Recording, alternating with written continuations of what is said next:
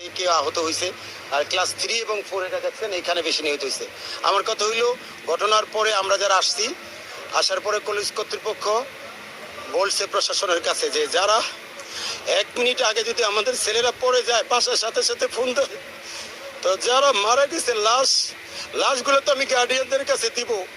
এই কথা বলার পরে কলেজ কর্তৃপক্ষ, স্কুল কর্তৃপক্ষ এবং আমাদের সন্তানদের উপরে আইন প্রয়োগকারী সংস্থা খারাপ আচরণ করছে, মারধর করছে।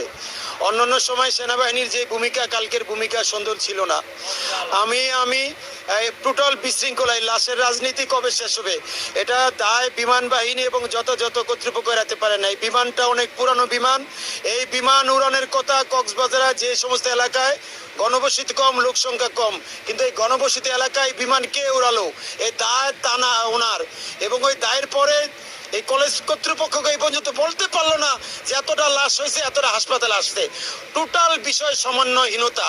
এই তো এত আইন প্রয়োগকারী সংস্থা কেউ একটা মনিটরিং সেল করলো না যে না পাবেন তার সন্তান ওখানে গিয়ে খোঁজেন।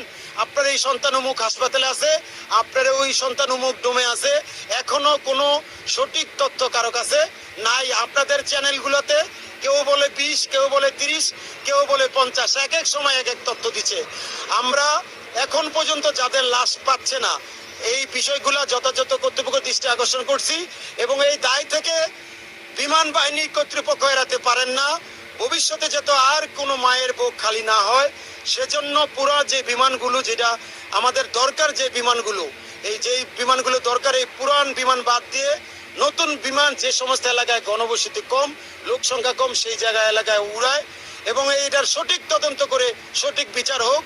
এবং কলেজ কর্তৃপক্ষের সাথে যারা খারাপ আচরণ করছে আমাদের শিক্ষক অভিভাবকদের সাথে, সেটা যথাযথ কর্তৃপক্ষের কাছে যেন ক্ষমা চেয়ে নেয় এবং ভবিষ্যতে যাতে এই ঘটনা না করে। সবাইকে ধন্যবাদ।